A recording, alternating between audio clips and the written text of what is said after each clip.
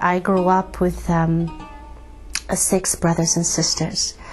My family taught me everything to know about my faith, to pray 5 times a day, to recycle the Quran, to be a good person, how to do everything that is right, how to fast the month of Ramadan and how to do all of that. But something always inside of me, it was empty, and I was terrified of dying and going to hell. And my grandmother used to tell me stories: if you're not a very good person, and if you don't pray 5 times a day, and you don't fast the month of Ramadan, if you don't lie, if you don't cheat, if you don't do all those things, someday when you meet your Creator, you meet Allah, the things is going to weigh in the scale, bad and good. And if the bad things weighs higher than the good things, then you're going to go to hell.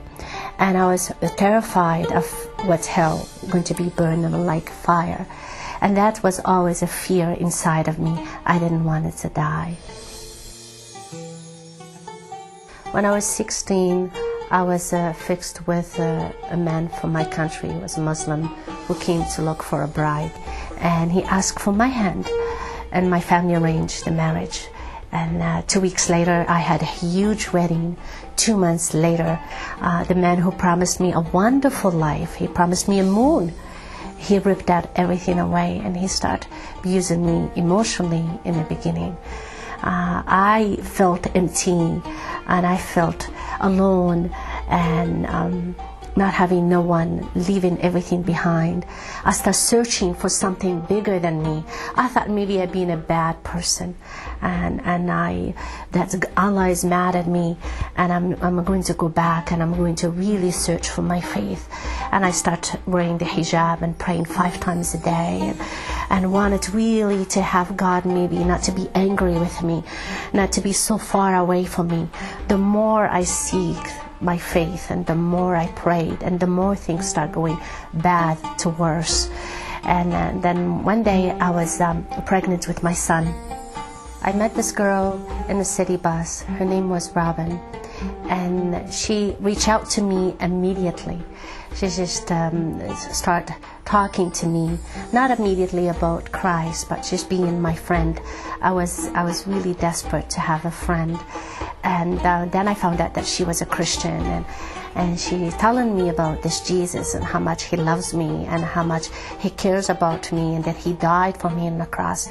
And then I says, no way, you can't, that God never had a son. Don't even talk to me about that. And I says, I'm a Muslim and I do not change. If you wanted to be my friend, should be my friend, but don't try to convert me. And I remember very clearly, she said that to me. She says, I cannot convert you. Only God himself can convert you. And but I saw something that really attracted me to her. Just her gentleness, her love. And I wanted to be like her, but I didn't want to change my faith, because, that was not what I've been taught, And then after my son was 3 weeks old, my husband really started gambling and drinking, and became more violent and depressed. And through that, it became really abusive. And one night, he just beat me so bad that I ended up in the hospital. And I spent 3 months in rehab and surgery, and not knowing, nobody visited me, nobody ever came to see me. Didn't even know where my baby was. And then the nurse brought me a social worker who spoke French and translated for me, told me my right, and told me that my baby's okay, brought him to see me.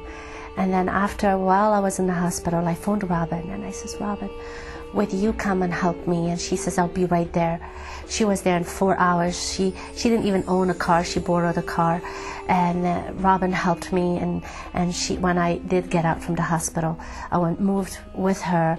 She was a poor missionary. She didn't have very much money. She had $2. She gave me $1. She gave me her bed. She slept on the floor. She really, truly showed me the love of Christ. And those things, her action and her love, that made me that I desire something about this girl is different. After I had my own place, I phoned my family, and I told them that I wanted to come home. And my father, he gave me the best advice.